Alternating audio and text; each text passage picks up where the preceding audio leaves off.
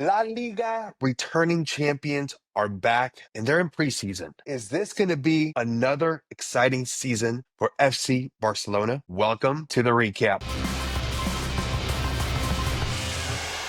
Whoever's been following us knows that you're a Real Madrid fan. You will never wear a Barcelona shirt. You will never say, I love Barcelona, because that's just not how you roll. La Liga champs are back. They're in preseason. Let's go with our lineup and who should be the starting squad for this upcoming season. In goalkeeper, there's been a big campaign against Ter Stegen. Barcelona brought in Joao Garcia from Espanyol. Reports say that he is going to be the starting goalkeeper, and quote unquote, Ter Stegen has been having back issues, and that's why he has not been practicing or training with the first team. Do you buy that? Szczesny came out of retirement and he stepped up pretty big for Barcelona. He helped them have one of their best seasons in recent years. He's not on the same level as a Joan Garcia. That man, after the season he put up last season, it's hard to argue against him not having that starting goalkeeper spot. But it's a different level. It's a different team. It's a different pressure. You're going from Espanyol, where your focus is to stay in first division. You're going to a team like Barcelona, where your focus is to win everything. The pressure is bigger. The stakes are higher. Do you think a keeper like Joao Garcia can fulfill that position and take over Ter Stegen's position? He's very capable. You could argue that if Joan Garcia wasn't in Espanyol, they would be in the second division right now. I can't see Ter Stegen or Szczesny fighting for that spot. So for you, it's pencil clear. Joao Garcia is going to be the starting goalkeeper for FC Barcelona. It's going to take some chemistry for him to be effective with Hansi Flick's kind of football. At the end of the day, the goalkeeper has to stop shots, and I think Joan Garcia is the best option. We've been lacking a player that can fully be a shot stopper. Ter Stegen was the combination of shot stopper and playing with his feet. He was right in the middle. He wasn't elite at both things. It seems like Garcia is elite at shot stopping, or could be elite. Let's not overhype him, but let's see how he can do with his feet, especially now that he's coming into a club that you are required to be able to be good with your feet. For goalkeeper, we are going to go with Garcia. On the right-hand side, Koundé? That's easy. I don't think Barca has the bench to even compete for those spots. Coming from an injury, Koundé had an amazing season. He's recovered from that injury. He's healthy. He's good. He's a workhorse. He works so hard. He doesn't have the talent to go up because that's not his natural gift. He's not a right back. He's become a right back because you have players like Garcia and you have players like Inigo Martinez who are starting that position. Hansi Flick last season convinced Koundé to play that position. Let's call him what, top 3 best right backs in the world? Put him up in those conversations. He slowly improved at that position, just getting his name into the argument for being the best. You could see he's getting better at making those deep runs. In the last Clásico they played, he was the one that intercepted that ball that ended up being the game-winning goal. In the center backs, we have Cubarsí and Inigo Martinez. Do we see Araujo coming back for his spot? There was a lot of conversations on whether or not they were going to sell him, but they did keep him. And in my opinion, he just makes too many mistakes. You know, he's got the talent to be one of the best center backs in the world, but he just makes way too many mistakes. And I think that's what Martinez and Cubarsí have over him. At some point before Araujo's injury, he was considered one of the best, if not, the best in the world or in La Liga. But now he's made a lot of mistakes. He's coming back from an injury that's taken him longer than expected to become fully back to form. And in that time, you have 2 players like Inigo Martinez and Pau Cubarsí who are good up top, physical, and can pass in the middle to start a play. Araujo can't do that. Is that something that's going to hold him back from becoming a starter for Hansi Flick? Coaches tend to go with, the players that have been performing well for them, players that fit well into their schemes. But Araujo's got the talent to potentially fight for that spot. But right now, I don't see him taking it. The left back, we have Balde. There's rumors that Barcelona wants to bring in another left back. We have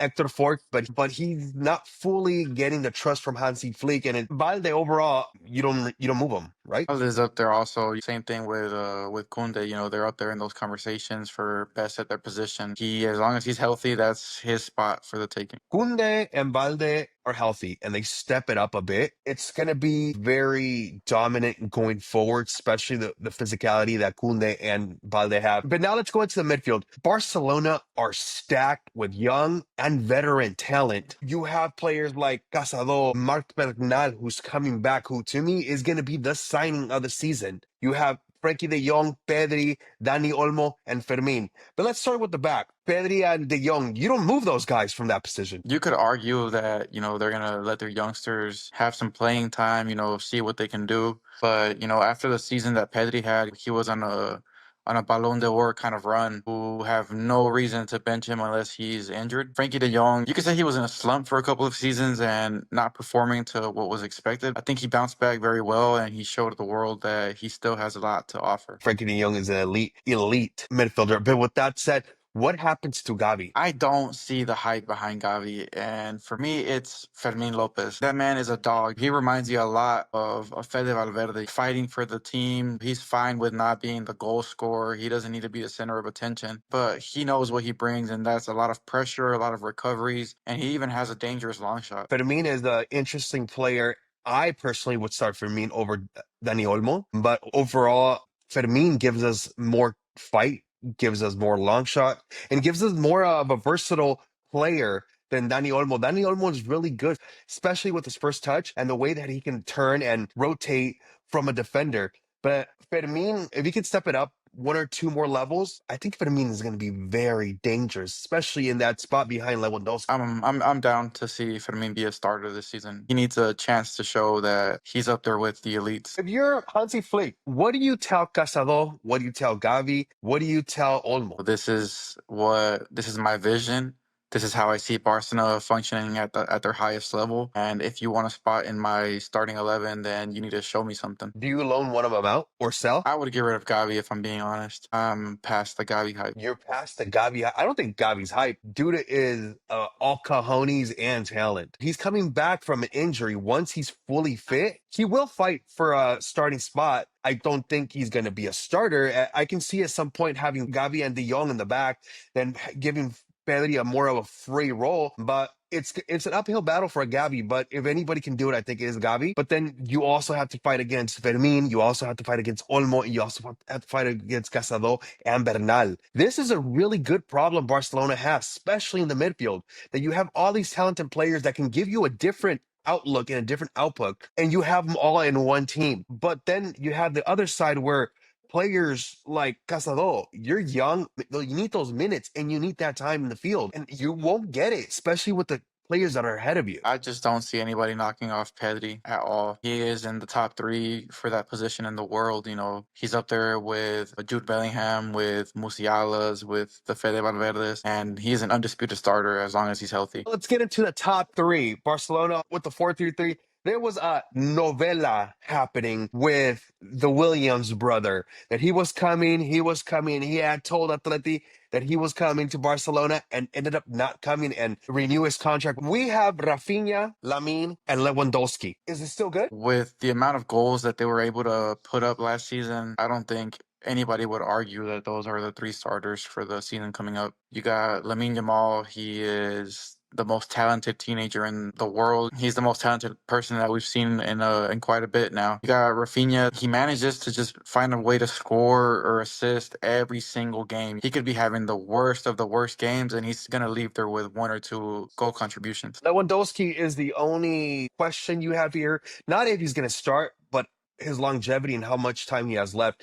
He only has 1 more year in contract with Barcelona. It seems like Barcelona are looking for a substitute to replace Lewandowski. You can also play with a false 9 like Dani Olmo, or you can play with somebody like Ferran, who last year became very clutch substitute player, scoring massive amount of goals. It's really Lewandowski's spot if he can continue to put up all these goals that he was doing. He was on pace to be the La Liga top scorer. As long as he keeps it up and can stay healthy, that he'll be the starting striker for Barcelona. Your Hansi Flick, this is interesting for you. You get a squad that's well rested. You look at your midfield, you're like, okay, we're good. You look at your top, we're good. Maybe we got to start looking in for a new striker in a year or half a year. And also you just added Rooney, a young winger that you can switch in and out. You have Pau Victor, but you're going to be selling them or trading them.